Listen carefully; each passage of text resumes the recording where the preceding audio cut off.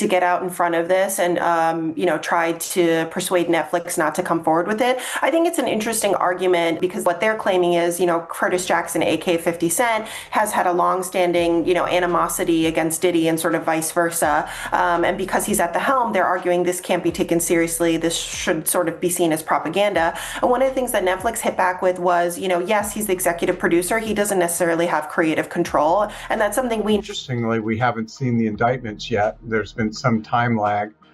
I suppose it will take some time to go through all the forensic, evidence. We're witnessing a scandal unfolding in real time, and it's already turning ugly.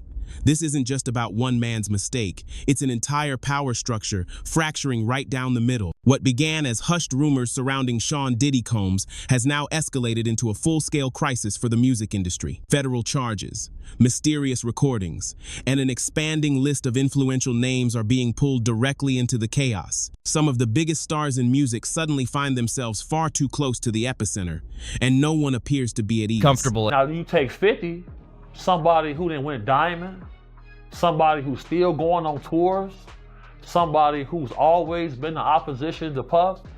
When you seen 50 show those funeral flowers that he got from Diddy, this has been an ongoing thing with them, and it's never going to stop. This isn't ancient history either. It's unfolding right now. Fresh evidence continues to emerge. Alliances are fracturing, and the music industry is preparing for what could be its harshest reckoning yet. But the most unexpected development comes from someone no one anticipated siding with the opposition, 50 Cent. He's no longer just talking. Reports suggest he's supporting accusers, acquiring assets linked to Diddy's empire, and sources claim he possesses evidence so damning it could ensure Combs remains behind bars permanently. And here's the intriguing part.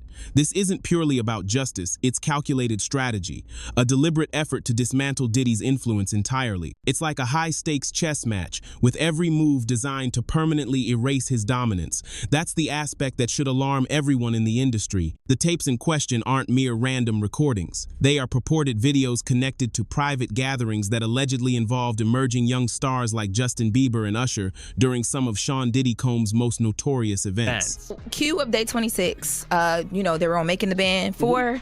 He has finally come out and had a conversation about why he was so upset and crying in a lot of his interviews talking about Diddy and that whole conversation. Yeah. And he is making some really huge allegations. The implications are profound.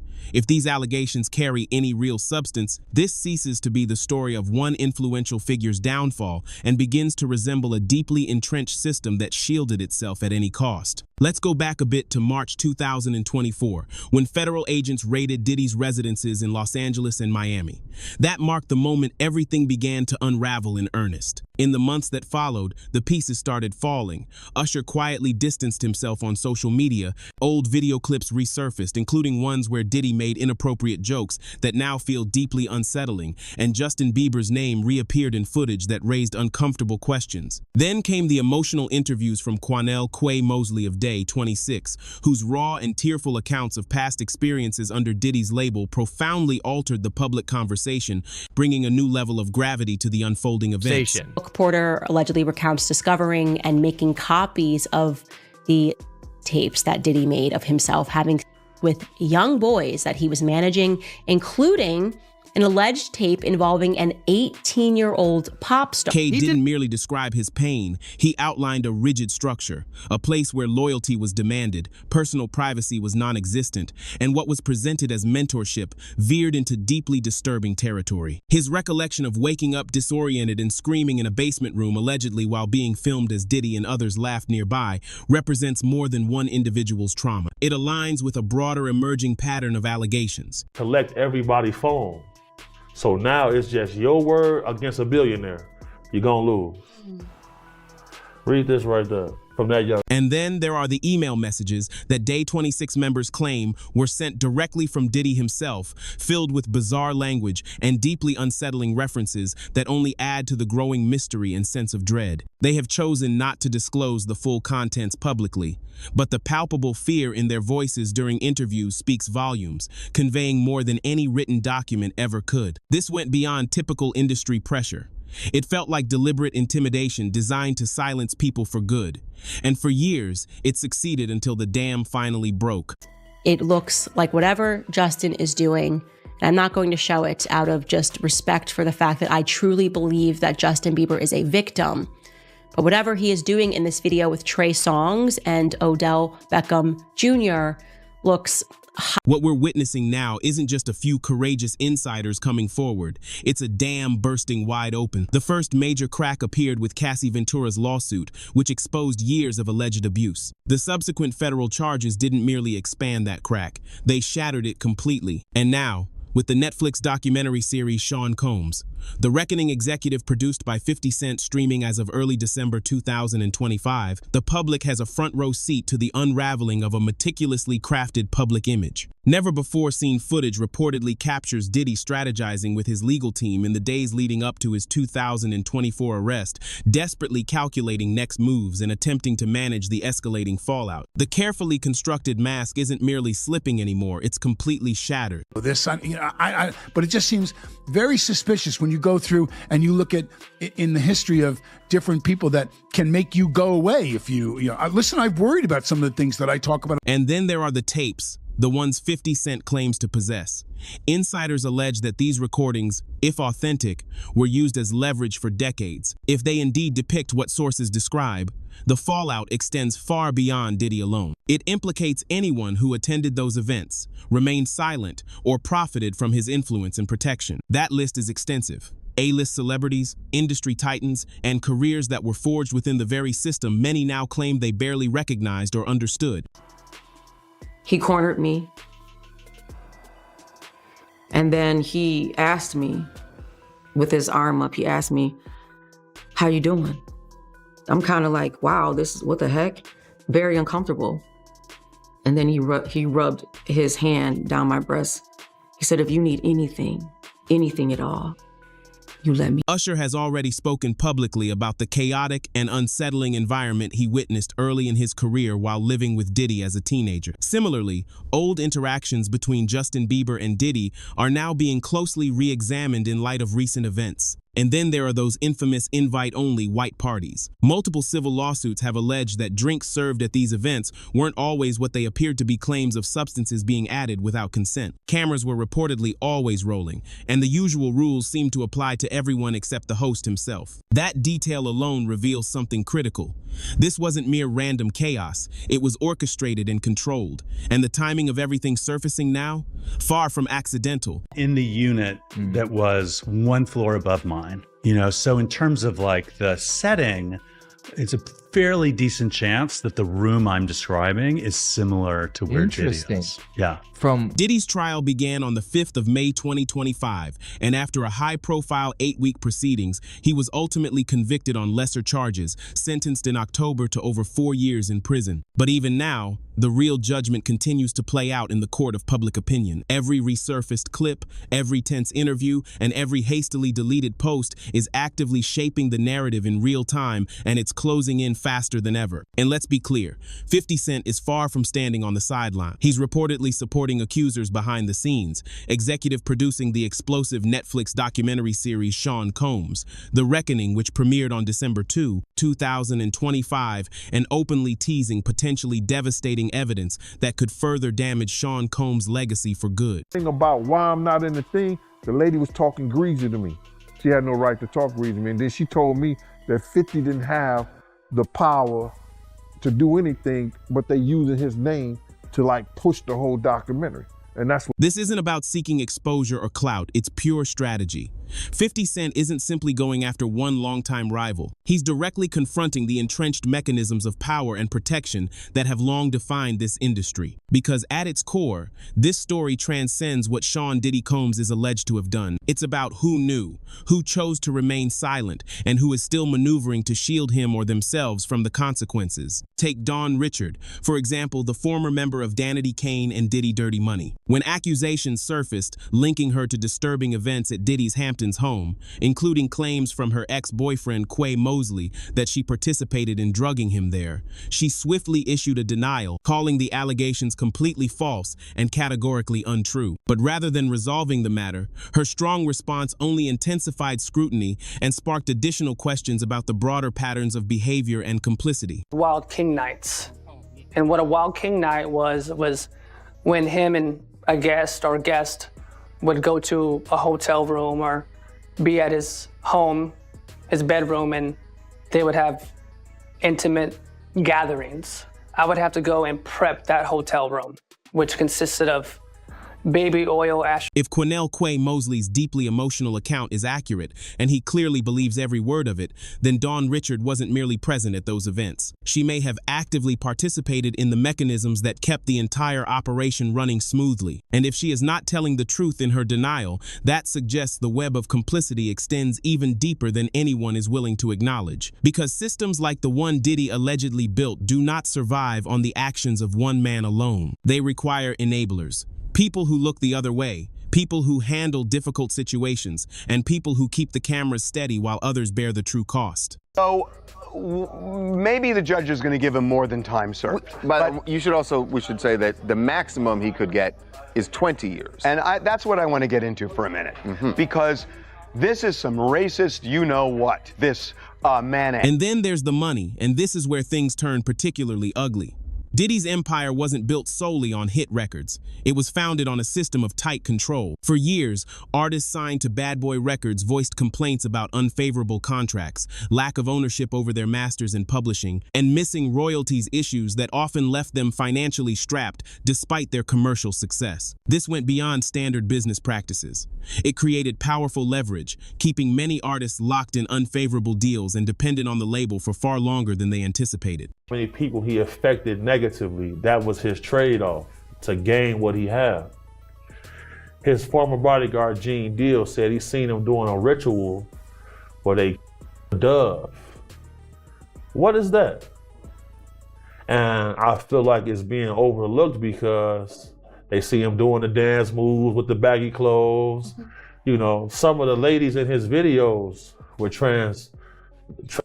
With Diddy's legal troubles continuing to mount, he's currently serving a 50-month sentence following his conviction on lesser prostitution-related charges and an ongoing appeal. A new kind of financial battle is emerging alongside the public one. 50 Cent isn't just publicly calling him out or producing the hit Netflix documentary series Sean Combs, The Reckoning, which premiered on the 2nd of December 2025. Sources and longtime observers suggest he's positioning himself strategically amid the fallout, though reports of him directly acquiring publishing rights or major assets from Diddy's empire remain unconfirmed rumors rather than verified moves. This feels like a classic power play pulled straight from hip-hop's competitive history. Dismantle a rival's dominance, then capitalize on whatever remains. And if those alleged tapes that 50 Cent has teased ever surface and prove as explosive as claimed, they could serve as the ultimate leverage point. In an industry where reputation and image are everything, often worth more than money itself. Same kind of extortion that we heard when Cassie took the stand and testified on that airplane ride back from France. Diddy said, "You don't do a freak off, I'm going to release one of the freak off videos that you are profiled in."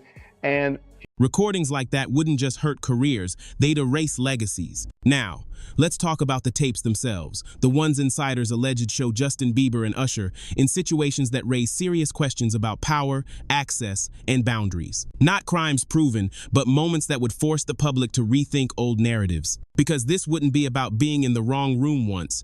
It would be about how the machine worked and who benefited from it. Usher has already distanced himself quietly, unfollowing Diddy's circle and choosing silence. And in moments like this, silence speaks loud. Justin Bieber hasn't spoken, and neither has his team. But those old clips are doing plenty of talking jokes Diddy once made about 48 hours of craziness and things you don't talk about. Suddenly, they sound a lot darker in this context. Because if everything was being recorded, those weren't jokes at all. They were signals. And that leads to the most chilling question of all. Who else is on those tapes? Diddy's parties weren't small hangouts. They were full-blown industry events, music, sports, Hollywood elites, all in the same rooms. Guest lists that read like a power directory. If that footage exists, it's not just Diddy's secret. It's a ticking time bomb. And right now, 50 Cent may be the one holding the trigger, not because he cares about sympathy, but because timing is everything. Look at the sequence. Cassie Ventura's lawsuit hits. Legal teams scramble, then federal charges, then raids, then documentaries. One move after another, clean and deliberate. That doesn't feel random, it feels coordinated. And if 50 is involved, don't get it twisted. This isn't just about justice. This is about power, about reminding the industry what happens when you cross the wrong person. These two have been enemies for years, and now the scoreboard is finally lighting up. This isn't just a takedown, it's a reckoning. And if the tapes are as devastating as insiders claim, this could turn into the biggest scandal music has ever seen. But there's one thing people still aren't ready to talk about: the fear.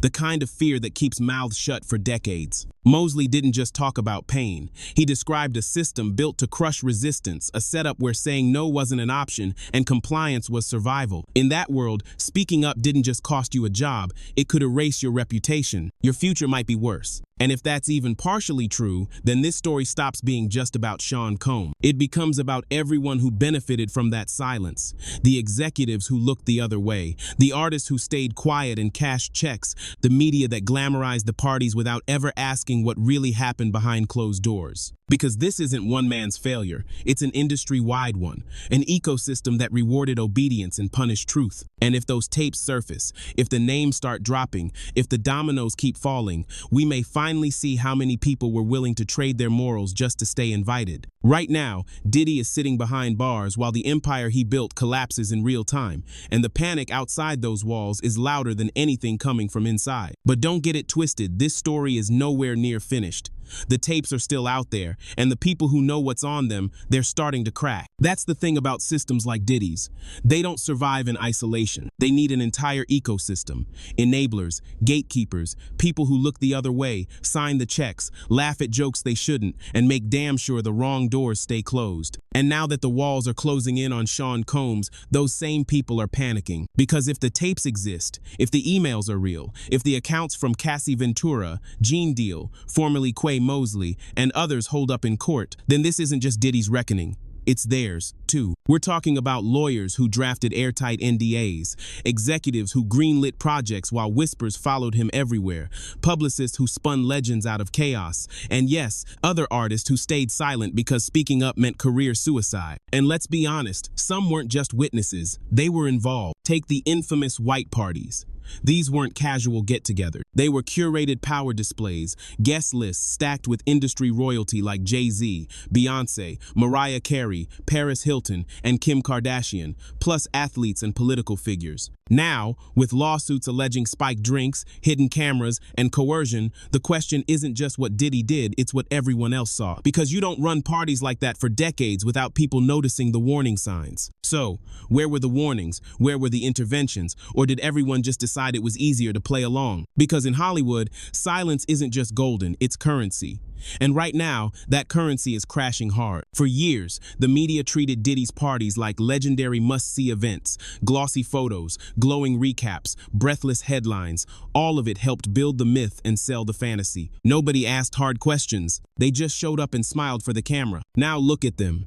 As lawsuits describe a far darker reality, those same outlets are scrambling to rewrite history. Headlines that once praised his unmatched influence are suddenly asking how he got away with it for so long. That's not accountability. That's panic. And let's talk about platforms like Vlad TV. Yes, they gave Gene Deal, formerly Quay Mosley, and Day 26 space to speak, but only after the legal dominoes had already started falling when it was finally safe. Because scandals don't explode overnight. They simmer for years, ignored, downplayed, laughed off until the pressure gets too heavy to contain. And by then, it's never just one person's reputation on the line. It's an entire industry exposed. But the most damning part isn't even the allegations, it's the repetition. Because this isn't the first time we've heard stories like this, and that's the part nobody wants to admit. Back in the 90 seconds, the warnings were already there. Whispers about Diddy's inner circle, stories about control, manipulation, and parties where lines were crossed and nobody stepped in. People knew they just chose comfort over confrontation. Fast forward to 2017 when Cassie Ventura's lawsuit first surfaced. And what happened? The industry locked arms and closed ranks again. Same playbook, different year. It took federal charges years later for anyone to finally pretend this was serious. Now, history is looping. More names are surfacing. More tapes are rumored to exist. And once again, we're watching the same script play out, only this time the stakes are way higher. Because now we're not talking about newcomers. We're talking about global superstars, brands, institutions. If public opinion flips on them, the damage won't just be personal. It'll be financial, cultural, permanent. And that brings us to the money. Diddy's empire wasn't just music.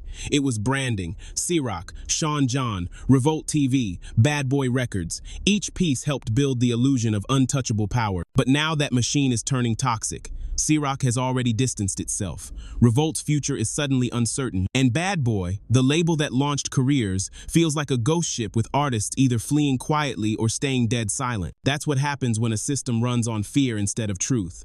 Eventually, everything rots at once. Here's the truth about power. It only survives as long as people are willing to hold it up. And right now, those people are jumping ship fast. But the real financial danger isn't just facing Sean Combs. It's looming over everyone who cashed in on his system, the executives who took their cuts, the investors who looked the other way, the brands that paid for access and influence. If the tapes surface, if the lawsuits hold up, this won't stop with one man. It comes for the entire infrastructure that protected him. And that's where the panic kicks in, because if Diddy falls, he doesn't fall alone. We're already seeing cracks spread. Usher's Super Bowl moment was supposed to be a victory lap until the Diddy connections resurfaced. Suddenly, his old comments about wild experiences at Combs' home hit different. Justin Bieber's team has gone completely silent, while old clips of him joking with Diddy about 48 hours of crazy are racing across the internet again. And then there's Jay-Z, quiet for now, but his name keeps popping up in conversations about those parties. Silence might buy time, but it doesn't erase questions. If federal investigators dig deeper, if more material surfaces, if the public finally decides it's done looking away, the dominoes won't just wobble. Because in an industry obsessed with image, there's one mistake you never come back from: ending up on the wrong side of a scandal this big. And what's really telling right now is how the enablers are starting to turn on each other. Dawn Richards' denial of Gene Deal's, formerly Quay Mosley's allegations, wasn't just a defense. It was a message, a signal that someone is trying to control the narrative. But then she deleted the post, and instead of clearing her name, it raised even more eyebrows. Deletions don't erase suspicion, they amplify it. At the same time, former associates like Stevie J and Ray J, who once benefited from Diddy's machine, are suddenly popping up in interviews, carefully distancing themselves, saying just enough to seem honest, but never enough to put themselves at risk. It's a high-wire act. Look transparent, but don't confess. Acknowledge the chaos without admitting you understood it. Because in scandals like this, the second wave of damage doesn't hit the kingpins first. It hits the people close enough to know what was happening, but not powerful enough to be protected. And looming behind all of it are the lawyers, the ones who drafted the settlements, buried complaints, locked everything behind airtight NDAs. When the dust settles, they won't be able to pretend they were just doing paperwork. Right now, they're the ones sweating the hardest. Because if federal investigators start flipping witnesses, if civil cases begin dragging documents into the light, those lawyers won't just be defending Sean Combs, they'll be defending themselves. And in a world where the line between legal strategy and obstruction is razor thin, that's a dangerous place to stand. Because there's only one thing worse than being complicit, being the person who helped bury it. But here's the most chilling part of all. This isn't ancient history. It's happening right now. While everyone's focused on Diddy, the tapes, and the lawsuits, the machine hasn't stopped. The parties still exist. The power dynamics are still in place. The same doors are still opening and closing, just more quietly. The only difference now: everyone's watching their back. Because if someone as insulated as Diddy could fall this hard, this fast, then nobody is untouchable anymore. And that's the real story, not just one man's collapse, but the terrifying realization that the entire system is rotten to the core. The idols we praise, the industries we feed, the stories we're sold, all built on secrets someone was willing to protect at any cost. So where does that leave us? With more questions than answers. Because if the tapes are real, who else is on them? If the emails exist, who else was copied? If the parties were really as dark as these lawsuits claim, then the question isn't if others were in the room, it's who. And more importantly, who's next? Because scandals like this never end with one arrest. They end with a reckoning. And that reckoning is only just beginning. We've seen this pattern before. The whispers, the denials, the fake outrage, the slow unraveling. But this time, the stakes are higher, the names are bigger, and the secrets aren't staying buried anymore. So, let's hear it. Who do you think is sweating the most right now? Whose name do you think is next to hit the headlines when the dust finally settles? And when all of this is over, do you really believe this industry will ever look the same again? Drop your theories in the comments below.